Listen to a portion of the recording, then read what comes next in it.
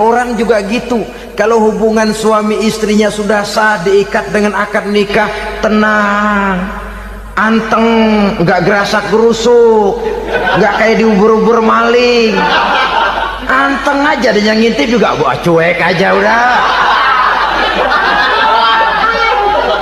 biarin aja dia ngintip, capek sendirilah.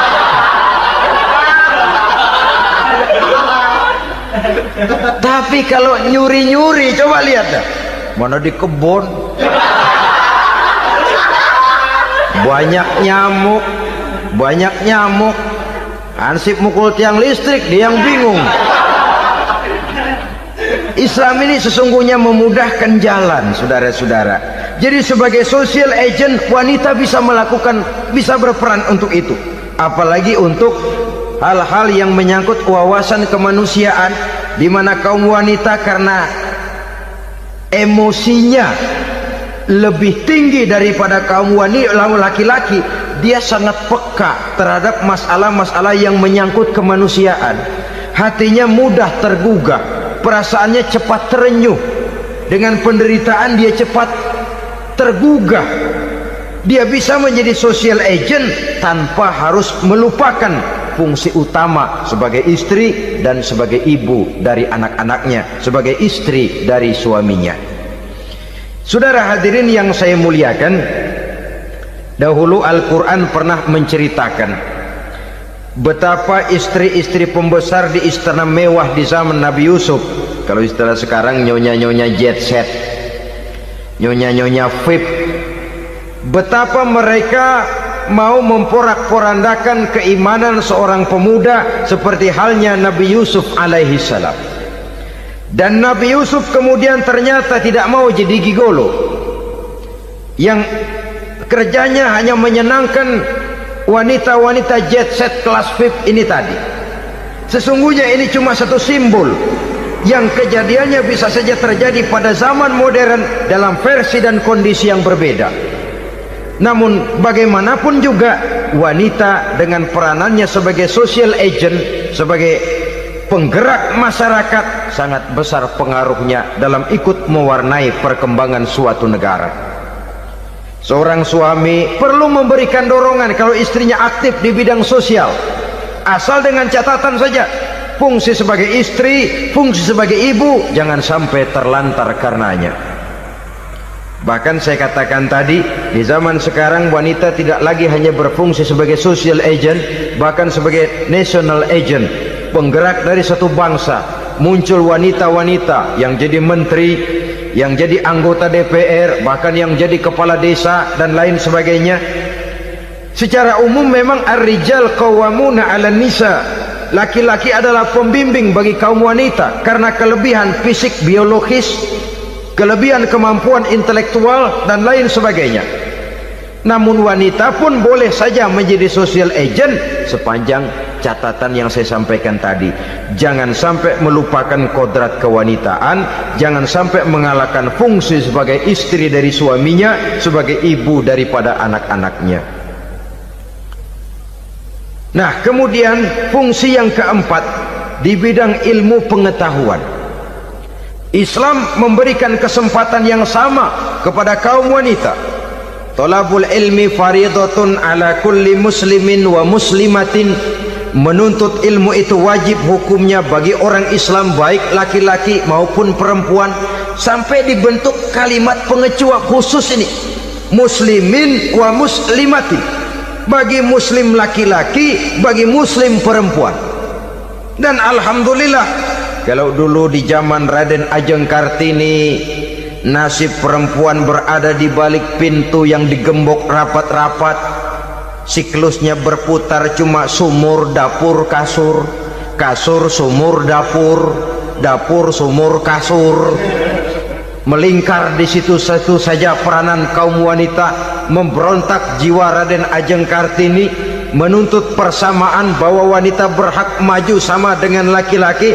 Entah Islam sejak 14 abad yang lalu sudah mencanangkan ini, menuntut ilmu wajib bagi laki-laki dan perempuan. Assalamualaikum warahmatullahi wabarakatuh. Bismillahirrahmanirrahim. Alhamdulillahi rabbil alamin. Wassalatu wassalamu ala asyrafil anbiya'i wal mursalin wa ala alihi wa sahbihi ajma'in, amma ba'du. Saudara-saudara kaum muslimin rahimakumullah, salah satu dari misi Islam ialah mengangkat harkat dan martabat manusia yang sebelumnya dibedakan oleh warna kulit, oleh suku bangsa dan bahasa. Seluruhnya diikat dengan satu akidah, menghilangkan perbedaan akibat warna kulit, suku bangsa dan bahasa. Termasuk dalam upaya itu betapa Islam telah mengangkat harkat dan martabat kaum wanita. Maka pada pertemuan kali ini kita akan membicarakan tentang peranan wanita sepanjang pandangan agama. Sebelum Islam datang, nasib perempuan nyaris hanya berputar di segitiga saja. Dapur, sumur, kasur. Kasur, sumur, dapur. Seolah-olah wanita terpaut dengan 3 itu tadi. Seolah-olah wanita tidak bisa berbuat lebih banyak daripada itu. Bahkan di tengah masyarakat jahiliyah, bayi perempuan mendatangkan aib sehingga mereka lalu dikubur hidup-hidup. Maka datang Islam dengan tegas mencanangkan satu revolusi yang mengangkat harkat dan martabat kaum wanita.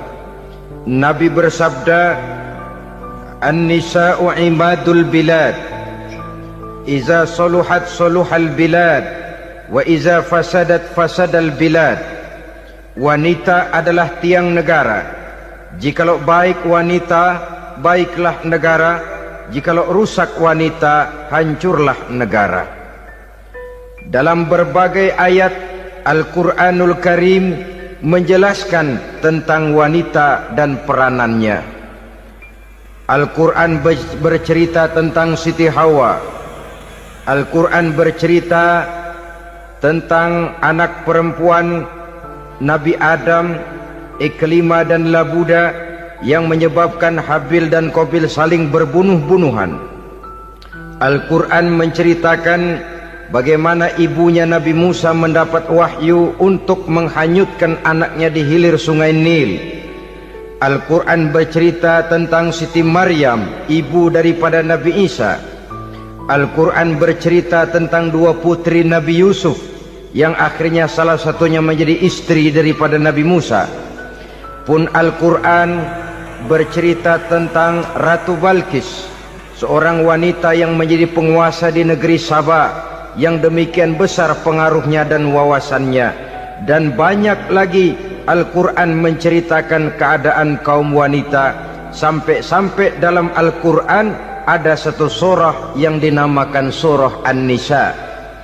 Ini seluruhnya berarti bahwa Al-Quran telah menempatkan kaum wanita dalam satu posisi yang mulia dan terpuji.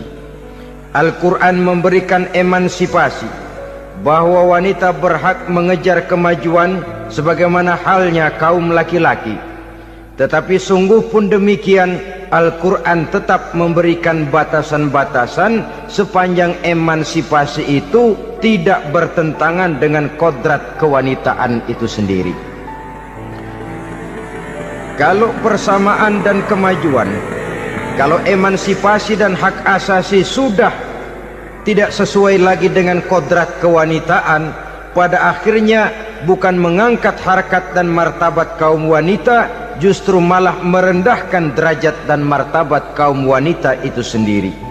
Seperti sebagian besar wanita ini, mereka berteriak menuntut tentang persamaan hak, tapi mereka melupa apa batasan daripada persamaan hak itu sendiri.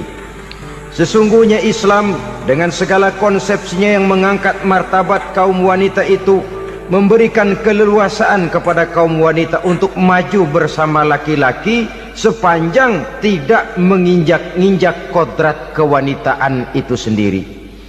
Kalau sudah sampai kepada menginjak kodrat kewanitaan, maka akan merendahkan martabat kaum wanita.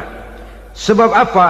Secara fisik dan psikis, agaknya memang laki-laki sudah ditakdirkan oleh Allah untuk menjadi pembimbing bagi kaum wanita. Walaupun tidak tertutup kemungkinan wanita tampil sebagai pemimpin, tetapi dari segi fisik biologis misalnya, laki-laki itu diciptakan kekar, kuat untuk memikul dan melaksanakan tugas-tugas yang berat. Sedangkan perempuan pada umumnya adalah lembut, ayu, lemot, denok, geboy, dan lain sebagainya. Maka kalau kita baca sejarah, Allah itu belum pernah mengutus rasul perempuan. Semua rasul laki-laki. Sebab apa? Secara fisik biologis tugas kerasulan lebih dimungkinkan oleh seorang laki-laki. Tugas rasul itu berat. Kadang-kadang perang, dicaci maki, berhadapan dengan ujung tombak, ujung pedang dan lain sebagainya. Makanya seluruh rasul laki-laki, dan Allah belum pernah mengutus rasul perempuan. Dari segi lain, perempuan itu banyak terhalang untuk melaksanakan ajaran agama. Misalnya 1 minggu dalam sebulan perempuan itu terkena cuti khusus, mengalami masa menstruasi, tidak sholat, tidak puasa, tidak melaksanakan ajaran agama yang tidak dibolehkan pada saat menstruasi itu. Kalau ada rasul perempuan, lalu saat malaikat akan menyampaikan wahyu, kebetulan rasulnya sedang wah, itu bisa balik-balik lagi malaikat Jibril ke langit itu. Mau turun nyampein wahyu, balik lagi ke atas, ditegur, kenapa balik lagi Jibril? Rasulnya lagi head.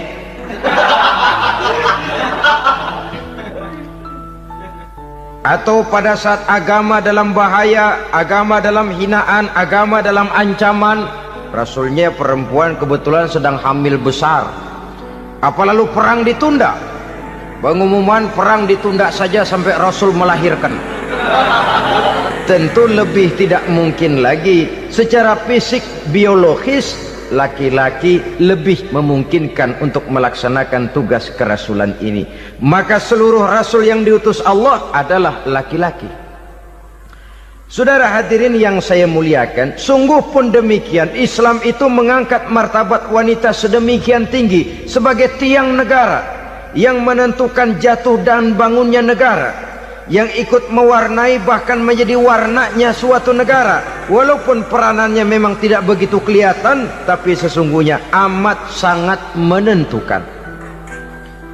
Oleh karenanya, secara umum, emansipasi yang digariskan oleh Islam, emansipasi yang tidak bertentangan dengan kodrat kewanitaan di berbagai aspek kehidupan. Kalau sekarang emansipasi ini kelihatannya sudah salah pasang, salah kaprah. Bahkan belum lama kita menyaksikan bagaimana ada binaragawati. Di zaman sekarang perempuan sudah mulai angkat besi. Saya mulai mikir, kalau perempuan sudah pada angkat besi, ini sudah tanda suaminya udah dekat dibanting-bantingin ini.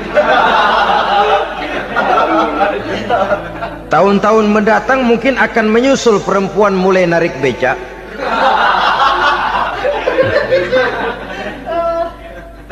Nampaknya kan sudah tidak lagi mengindahkan kodratnya sebagai wanita.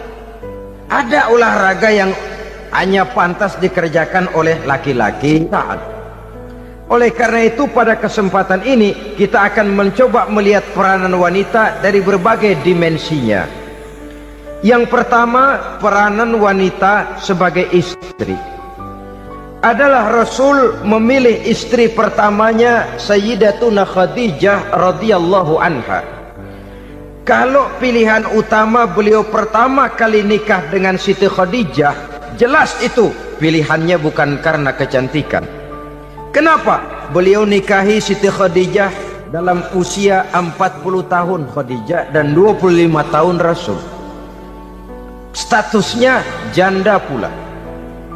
Kalau beliau seorang pemburu kembang, pemburu bunga, kenapa mesti nikah dengan janda berumur 40 tahun? Sedangkan beliau waktu itu masih berumur 25 tahun. Apa sasaran utamanya? Bisa kita lihat nanti. Setelah beliau diangkat menjadi Rasul, ternyata Khadijah lebih daripada seorang istri.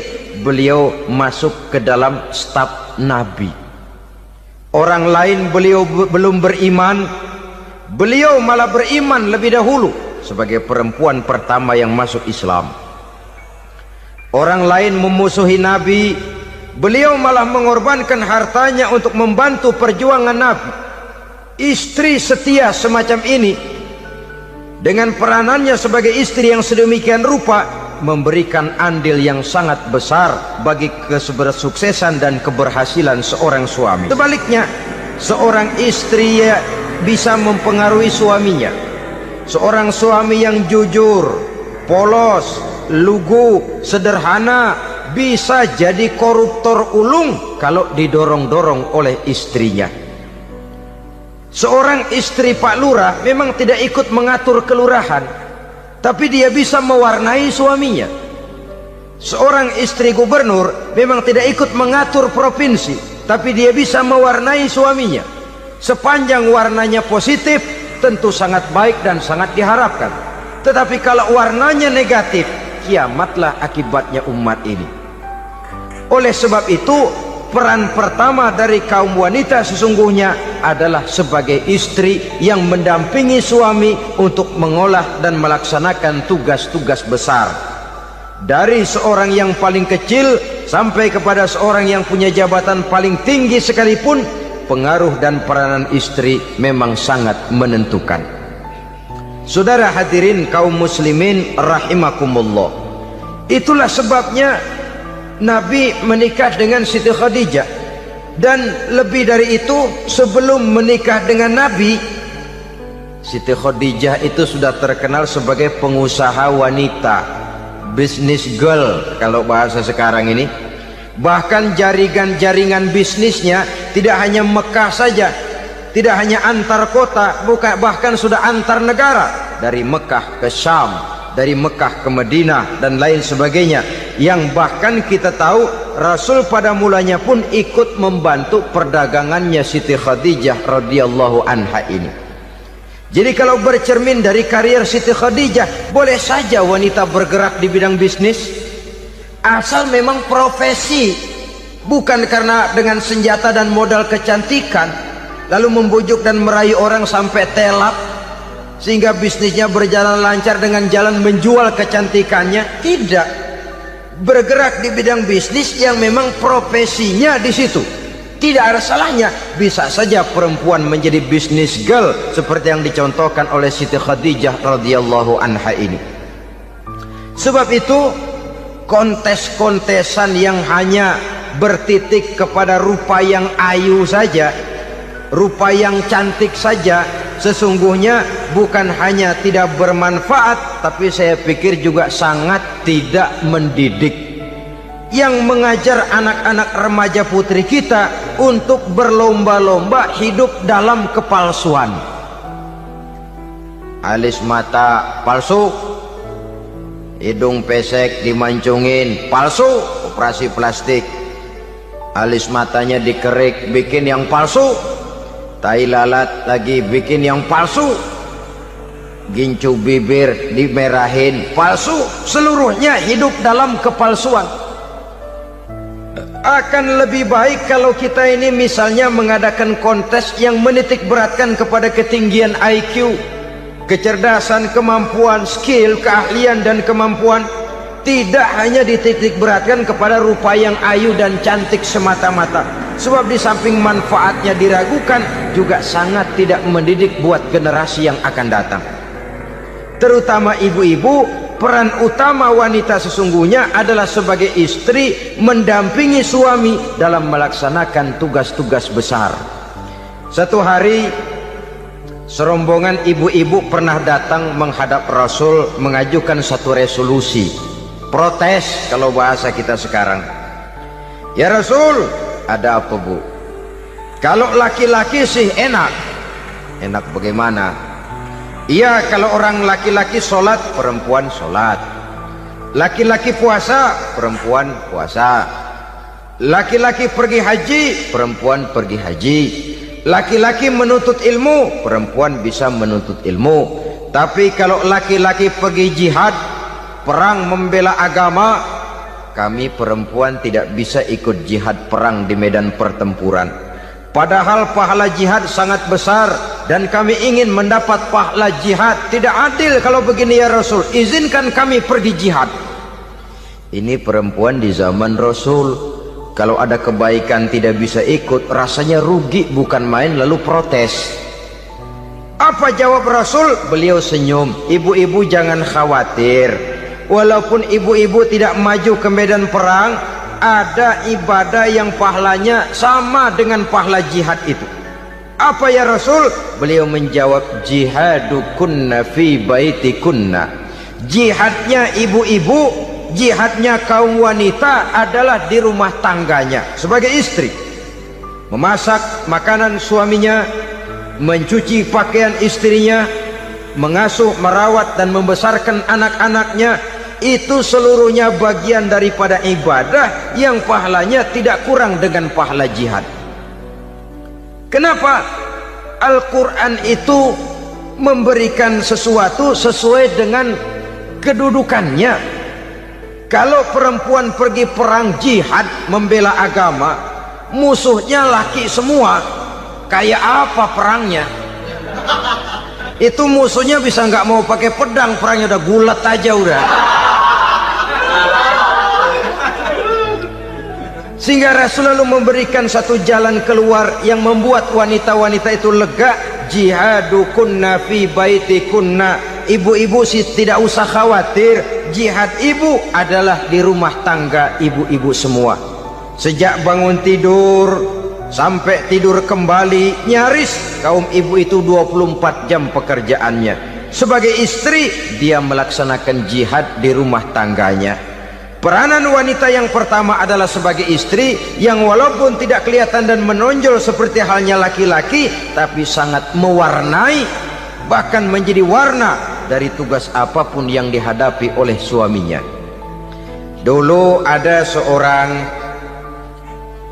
orator, kalau pidato hebat bukan main. Kalau dia bernada gembira, semua orang senyum. Kalau dia bercerita tentang sesuatu yang sedih, satu masjid orang nangis. Orang tanya kepadanya, Pak, bisa pidato begitu hebat, siapa yang bikin? Ya saya sendiri. Istrinya dari belakang bilang, tidak, yang bikin pidatonya hebat saya.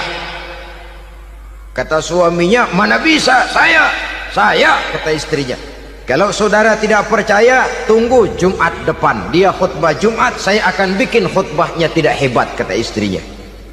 Sudah hari Rebo, siap-siap mau bikin konsep khutbah, baru mau nulis, datang istrinya, bang tolong pegangin anak, saya mau ke warung. Mau bikin konsep lagi, kata istrinya, bang tolong ini, tolong itu, tolong ini. Sampai mau berangkat khutbah Jumat, khutbah belum selesai dibikin.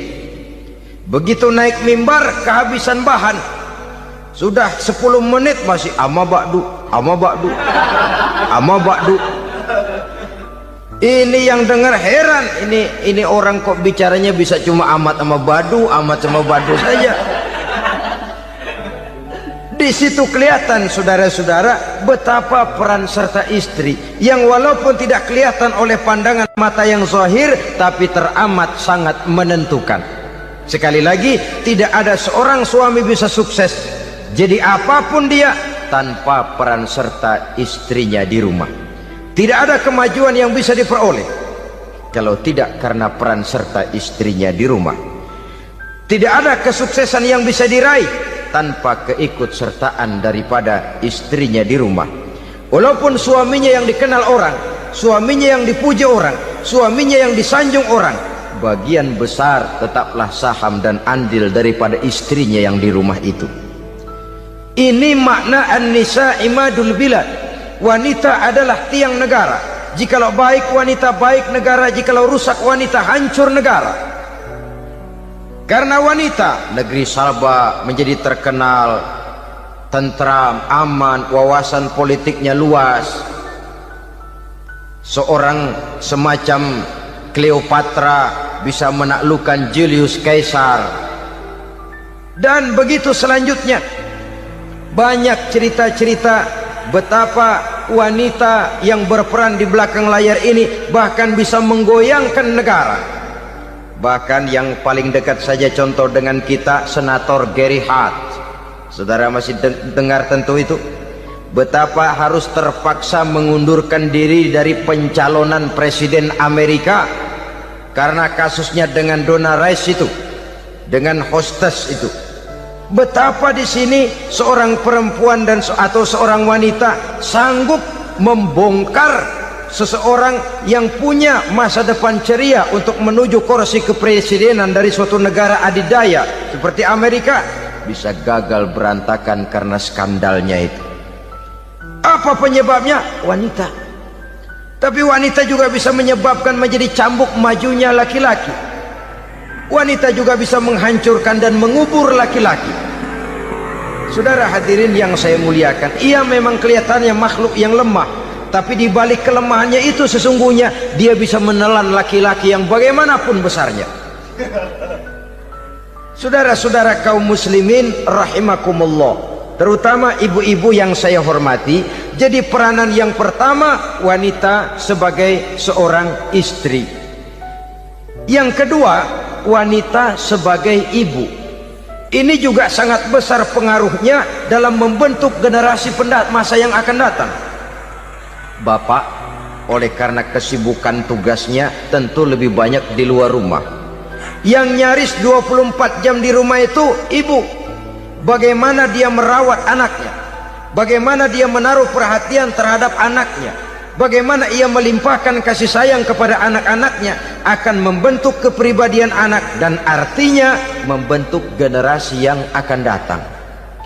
Kalau seorang ibu sudah cuek-cuek saja kepada anaknya, padahal Quran mengatakan al-jannatu tahta aqdamil ummahat, surga di bawah telapak kaki ibu.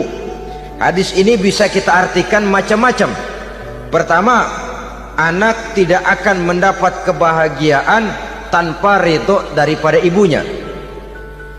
Kedua, ibu adalah wanita agung yang harus ditaati.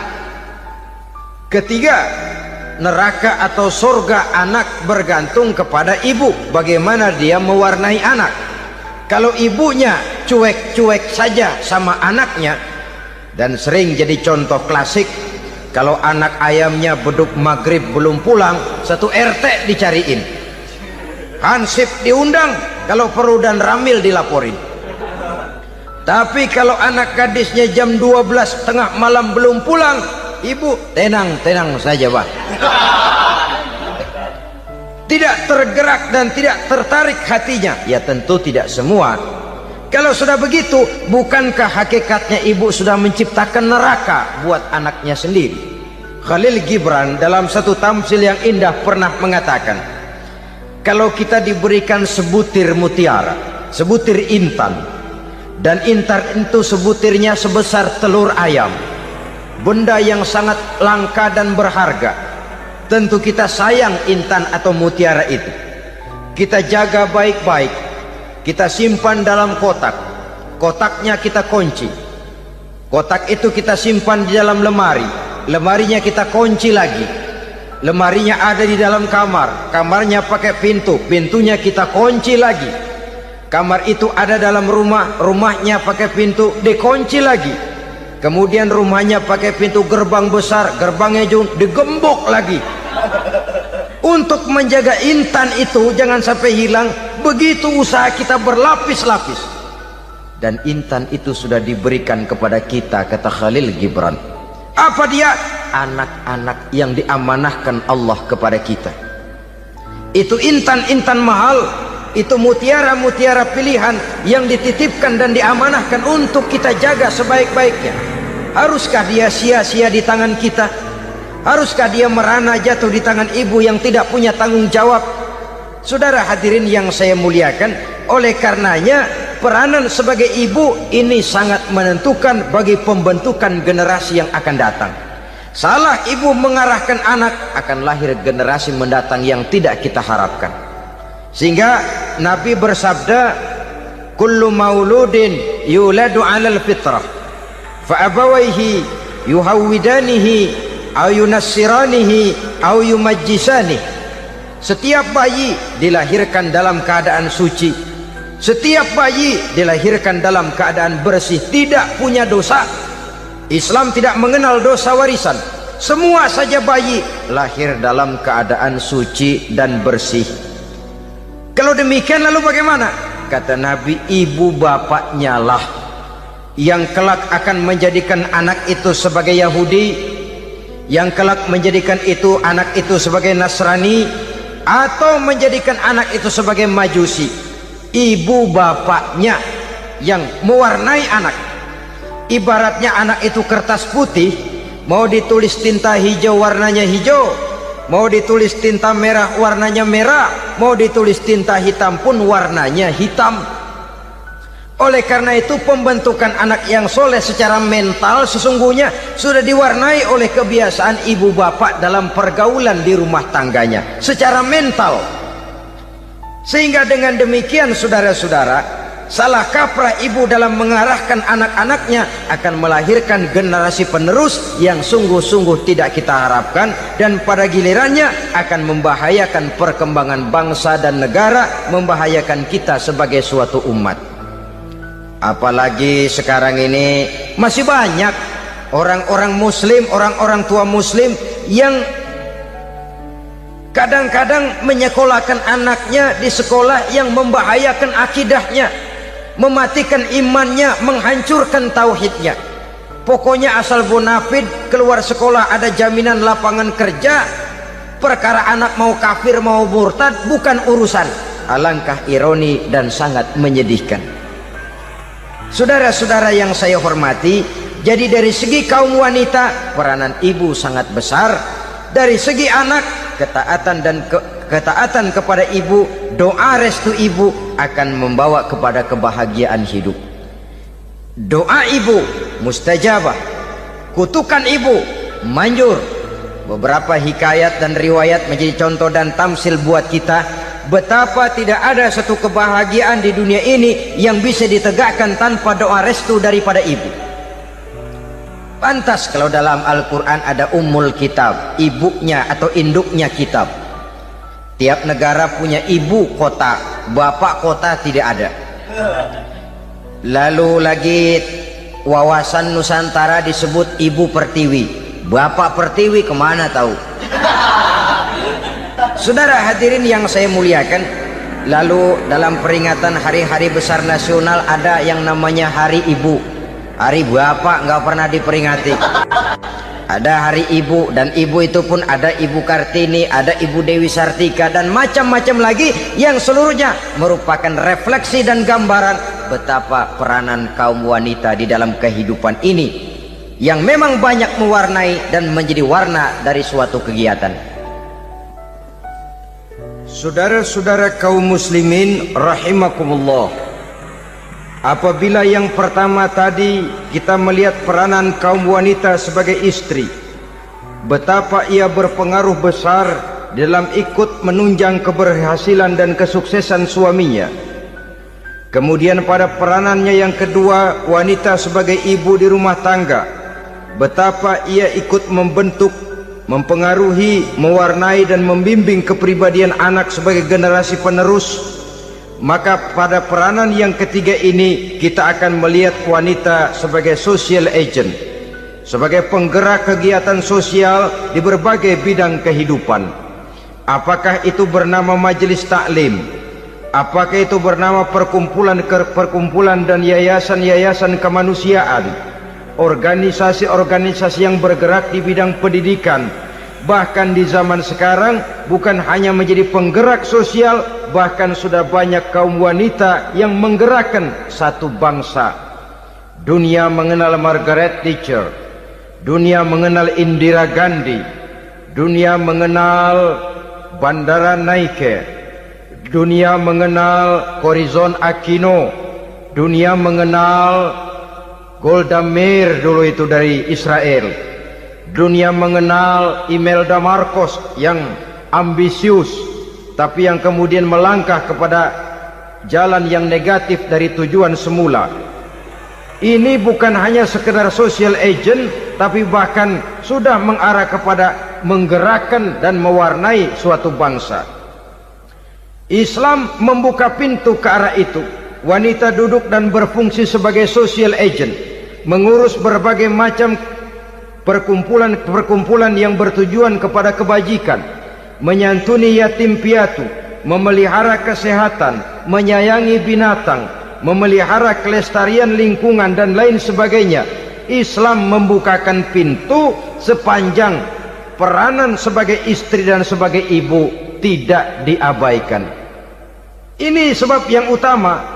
Salah seorang perempuan, kaum wanita, kalau terlalu aktif berorganisasi, terlalu aktif bermasyarakat, terlalu aktif dalam berbagai macam perkumpulan, lalu melupakan tugas utamanya sebagai istri dari suaminya, sebagai ibu dari anak-anaknya. Ibu asik rapat sana rapat sini, anak tidak pernah diajak rapat, akhirnya si anak bikin perkumpulan sendiri, rapat menurut versi mereka, sehingga akibatnya yang timbul anak merasa kurang diperhatikan oleh ibunya. Ngaji bagus, tapi kalau sepanjang hari ngaji saja, suami pulang mau makan tidak ada makanan, mau berganti pakaian belum lagi diteriskan pakaiannya, tentu ini melupakan fungsi yang utama.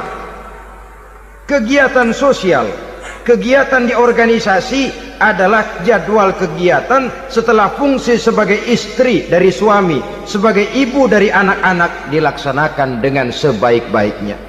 Bukan tidak baik ngaji, kalau dari ngaji ke ngaji saja. Bangun tidur ngaji, jam 7 ngaji, berangkat jam 11, sholat zuhur berangkat ngaji lagi, pulang sore, malam ngaji lagi. Suami tidak terurus, anak-anak pun terbengkalai, rusaklah rumah tangga. Dan bukankah satu bangsa terdiri dari satu tatanan masyarakat, dan tatanan masyarakat yang paling kecil bernama keluarga. Keluarga merupakan unit dari masyarakat, unit yang terkecil, dan keluarga terdiri dari pribadi-pribadi yang merupakan bapak, ibu, dan anak-anak. Sehingga masyarakat bangsa yang baik terdiri dari masyarakat yang baik, masyarakat yang baik tersusun dari keluarga-keluarga yang baik, dan keluarga yang baik akan muncul dari pribadi dan individu yang baik. Pribadi dan individu yang baik yang sadar mana kewajiban yang primer, mana kewajiban yang sekunder. Sebagai social agent, dia lalu mawas diri dengan tetap mempertimbangkan kodrat kewanitaannya itu tadi. Saya ikut prihatin kalau ada perempuan main sepak bola, dan saya yakin betul kalau perempuan main sepak bola yang nonton pasti bukan nonton bola. Ya mungkin bola juga, tapi bola yang mana itu wallahu a'lam. Boy, ya dicari olahraga yang sesuai dengan kodrat kewanitaan begitu. Dicarilah olahraga yang sesuai dengan kodrat kewanitaan. Sepak bola sudah maju, ya belakangan saya katakan tadi muncul lagi wanita angkat besi. Belakangan bisa kita bayangkan wanita main tinju. Babak belur sudah kalau sudah begitu. Kemajuan dengan melupakan kodrat kewanitaan akan menyengsarakan kaum wanita itu sendiri. Silahkan maju menjadi social agent, menjadi penggerak di masyarakat. Para istri Rasul bisa kita jadikan satu figur. Siti Khadijah, figur sebagai istri pendamping yang setia. Dikala suaminya bingung, ia tampil memberikan pandangan. Dikala suaminya bingung, ia memberikan tanggapan. Dikala suaminya dimusuhi orang, ia menampakkan kesetiaannya. Kau tidak sendiri bang, aku di sisimu. Dikala jiwanya gelisah ketika pertama kali menerima wahyu berhadapan dengan malaikat Jibril, Khadijah yang menghibur, kalla ma yukhzikallahu abada. Tidak apa-apa bang, Allah tidak akan menyusahkan kau untuk selamanya. Tenang sajalah, tenang. Abang orang baik-baik, Allah tidak akan menyengsarakan abang. Peran sebagai istri. Dan Rasul mantap, sehingga bertahun setelah Khadijah wafat selalu terkenang dan dikenang oleh Rasul. Pernah satu saat beliau itu seperti orang melamun. Aisyah tanya, kok seperti ngelamun bang? Iya, kata Rasul, saya seperti mendengar suara terompahnya Khadijah di surga. Padahal Khadijah sudah lama wafat.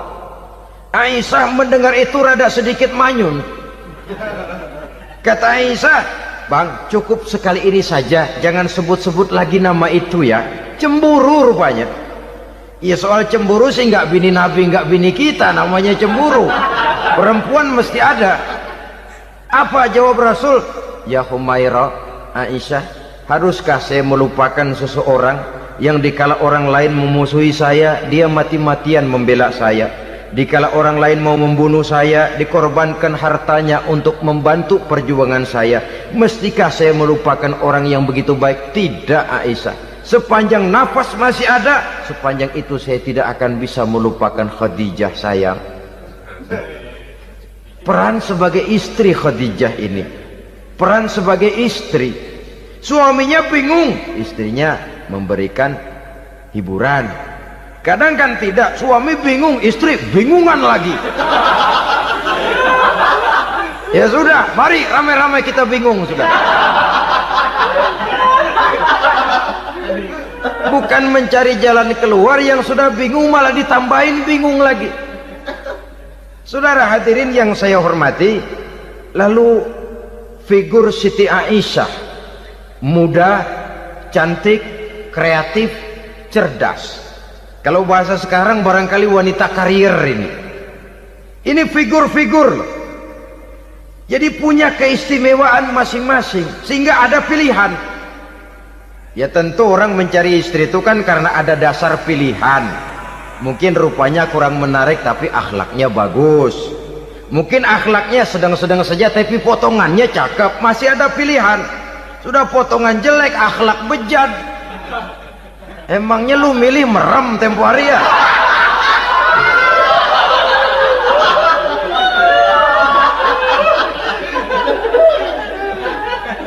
Sudah nggak ada pilihan apa-apa. Lalu ada istri yang punya keistimewaan karena sifatnya yang sabar. Ada yang wataknya itu pemurah. Ada yang sifatnya itu belas kasih. Pendeknya, dari istri-istri Rasul kita bisa menemukan figur-figur wanita teladan. Sehingga keliru kalau kaum orientalis barat mengatakan Rasulullah itu katanya sesungguhnya adalah seorang seks maniak, istrinya banyak. Oh ini memang bajingan ini orientalis ini. Kalau Rasulullah itu seorang seks maniak, tentu yang dinikahinya itu pertama jelas gadis semua, yang kedua tentu cantik-cantik semua. Dari istri-istri beliau yang dikawininya dalam keadaan gadis cuma Siti Aisyah. Selebihnya janda. Apa pertimbangannya? Menyantuni yatim-yatimnya, mengayomi janda-janda yang ditinggal suaminya gugur di medan perang, untuk memperkuat keimanannya. Itu pilihan utama Rasul. Kita sekarang ini ya ngakunya sih ikut sunnah Rasul, cuma sunnahnya urusan kawin melulu. Ada duit sedikit, kawin maning, kawin maning. Ditanya orang kenapa kawin melulu, sih mas sunnah Rasul. Bukan main. Kalau sudah urusan kawin pahlawan betul sunnah Rasul. Padahal kawin lagi dalam Islam itu sungguh pun boleh, tapi tidak diperintah. Tidak diperintah, memang cuma boleh. Itu kalau dalam pesawat itu cuma semacam emergency exit loh ya. Yang tidak boleh sembarang waktu bisa dibuka. Kalau memang sanggup berlaku adil, tafadhol. Kalau tidak, satu juga nggak habis. Lagian saya kira perempuan itu kan cuma perbedaan rupa saja, perbedaan selera saja. Seperti singkong dengan sate, bedanya kan cuma di tenggorokan. Kalau sudah masuk ke perut, kenyangnya kan sama. Perempuan cuma berbeda dalam selera, rasanya barangkali ya, barangkali.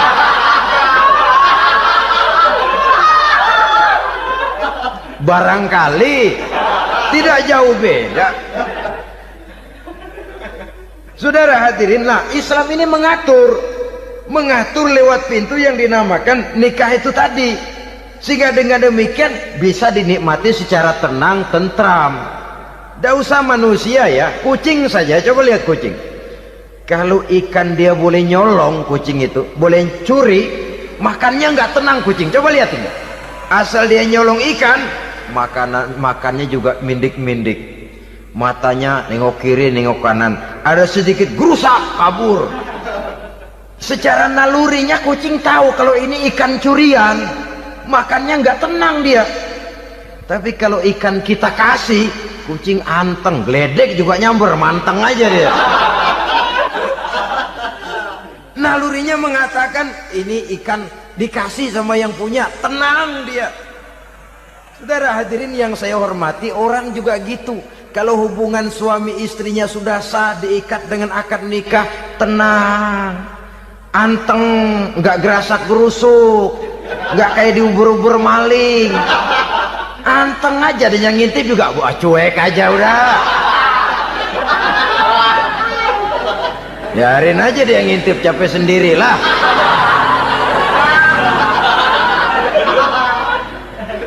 Tapi kalau nyuri-nyuri, coba lihat dah.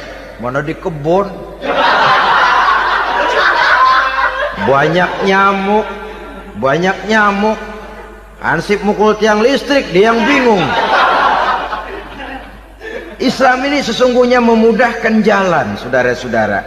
Jadi sebagai social agent, wanita bisa berperan untuk itu, apalagi untuk hal-hal yang menyangkut wawasan kemanusiaan, di mana kaum wanita karena emosinya lebih tinggi daripada kaum laki-laki, dia sangat peka terhadap masalah-masalah yang menyangkut kemanusiaan.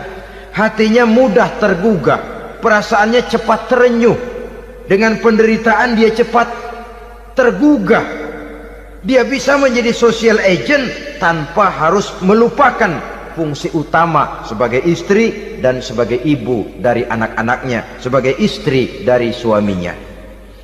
Saudara hadirin yang saya muliakan, dahulu Al-Quran pernah menceritakan betapa istri-istri pembesar di istana mewah di zaman Nabi Yusuf, kalau istilah sekarang nyonya-nyonya jet set, nyonya-nyonya VIP, betapa mereka mau memporak-porandakan keimanan seorang pemuda seperti halnya Nabi Yusuf alaihi salam. Dan Nabi Yusuf kemudian ternyata tidak mau jadi gigolo yang kerjanya hanya menyenangkan wanita-wanita jet set kelas VIP ini tadi. Sesungguhnya ini cuma satu simbol yang kejadiannya bisa saja terjadi pada zaman modern dalam versi dan kondisi yang berbeda. Namun bagaimanapun juga, wanita dengan peranannya sebagai social agent, sebagai penggerak masyarakat, sangat besar pengaruhnya dalam ikut mewarnai perkembangan suatu negara. Seorang suami perlu memberikan dorongan kalau istrinya aktif di bidang sosial, asal dengan catatan saja, fungsi sebagai istri, fungsi sebagai ibu jangan sampai terlantar karenanya. Bahkan saya katakan tadi, di zaman sekarang wanita tidak lagi hanya berfungsi sebagai social agent, bahkan sebagai national agent, penggerak dari satu bangsa. Muncul wanita-wanita yang jadi menteri, yang jadi anggota DPR, bahkan yang jadi kepala desa dan lain sebagainya. Secara umum memang ar-rijal qawwamuna 'alan nisa, laki-laki adalah pembimbing bagi kaum wanita karena kelebihan fisik biologis, kelebihan kemampuan intelektual dan lain sebagainya. Namun wanita pun boleh saja menjadi social agent sepanjang catatan yang saya sampaikan tadi. Jangan sampai melupakan kodrat kewanitaan, jangan sampai mengalahkan fungsi sebagai istri dari suaminya, sebagai ibu daripada anak-anaknya. Nah, kemudian fungsi yang keempat di bidang ilmu pengetahuan. Islam memberikan kesempatan yang sama kepada kaum wanita. Thalabul ilmi faridatun ala kulli muslimin wa muslimatin. Menuntut ilmu itu wajib hukumnya bagi orang Islam, baik laki-laki maupun perempuan. Sampai dibentuk kalimat pengecuali khusus ini, muslimin wa muslimatin, bagi muslim laki-laki, bagi muslim perempuan. Dan alhamdulillah, kalau dulu di zaman Raden Ajeng Kartini, nasib perempuan berada di balik pintu yang digembok rapat-rapat, siklusnya berputar cuma sumur, dapur, kasur, kasur, sumur, dapur, dapur, sumur, kasur. Melingkar di situ satu saja peranan kaum wanita. Memberontak jiwa Raden Ajeng Kartini, menuntut persamaan bahwa wanita berhak maju sama dengan laki-laki. Entah Islam sejak 14 abad yang lalu sudah mencanangkan ini, menuntut ilmu wajib bagi laki-laki dan perempuan beragama Islam. Orang Islam, baik dia laki-laki baik dia perempuan, wajib menuntut ilmu. Ilmu dalam artian umum, tidak hanya sekedar fikih tauhidnya, ya, di bidang kedokteran, di bidang teknik, di bidang hukum dan lain sebagainya. Ini yang perlu dibanggakan. Kalau perlu, ini yang perlu diadakan kontes, kontes IQ, wanita yang paling berprestasi di bidang ilmiah, wanita yang punya prestasi di bidang menjaga kelestarian lingkungan hidup, wanita yang punya prestasi menggerakkan sosial, menyantuni yatim piatu, memelihara kesehatan. Adakan kontes macam itu untuk mendorong. Ini enggak, kalau kontes yang diukur betis, bibir, pinggul, payudara, lubang hidung, ukur sekalian kita. Apa manfaatnya dan apa unsur pendidikan yang ada di dalamnya? Tidak menguntungkan, tidak mendidik, dan tidak membawa manfaat. Kecuali lalu yang timbul pola hidup konsumen, pola hidup konsumer, pola hidup yang material, pola hidup yang wah, pola hidup yang gemerlapan. Ya, kalau oleh anak-anak muda yang terjangkau. Kalau tidak, dia hanyut ditelan mimpinya. Dia ingin bergaya hidup jet set, sementara dia dihadapkan oleh kenyataan bahwa dia tinggal di kampung, ibu bapaknya orang kampung, dan lain sebagainya. Jiwanya berontak, terjadilah kegalauan, terjadilah kerancuan, terjadilah komplikasi, perang di batin antara keinginannya dengan lingkungan nyata yang dihadapinya. Dan kalau sudah ada gejala semacam itu, penyakit-penyakit kejiwaan akan mudah muncul. Ini gejala terutama buat orang-orang yang tinggal di daerah transisi. Kota besar bukan, kampung banget juga enggak, daerah cekak. Akibatnya gayanya ya sering gaya enggak karu-karuan, gaya kepalang tanggung jadinya. Saudara hadirin yang saya muliakan, akhirnya apa? Santri tapi lagunya kayak koboi, koboi tapi sesungguhnya santri.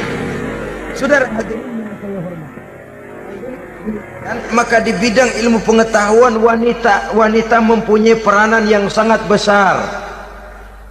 Dia bisa tampil dengan karya-karya ilmiahnya yang membawa manfaat bagi perkembangan agama, bangsa dan negaranya. Majulah kaum wanita dengan ilmu pengetahuan, tuntutlah ilmu seluas-luasnya. Kita hidup di satu negara yang merdeka, kita beragama yang memberikan satu keyakinan bahwa menuntut ilmu merupakan kewajiban, bahwa peranan wanita tidak hanya di belakang dapur, lain sebagainya, yang seluruhnya terpantul dari dinamika kehidupan kaum wanita. Saudara-saudara kaum muslimin rahimakumullah. Kemudian yang kelima, peranan wanita dalam bidang agama. Kita bersyukur sekarang ini gejalanya dimanapun pengajian, biasanya lebih ramai pengajian ibu-ibu dari bapak-bapak. peringatan hari-hari besar keagamaan, biasanya lebih ramai ibu-ibu daripada bapak-bapak. Pengajian ibu lebih ramai, padahal kalau bicara sibuk, lebih sibuk ibu daripada bapak misalnya.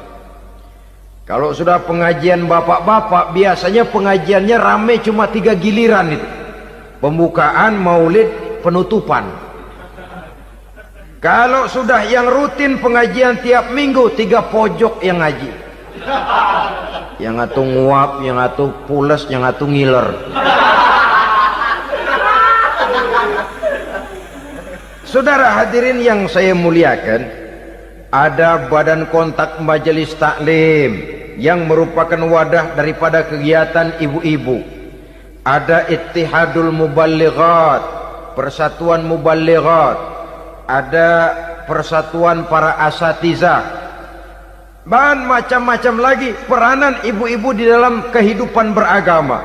Tapi sesungguhnya harus dimulai dari bagaimana si ibu mewariskan jiwa agama kepada anak-anaknya di rumah tangganya. Kalau itu gagal, dia mau melangkah ke masyarakat, dia sudah gagal sejak awal sesungguhnya.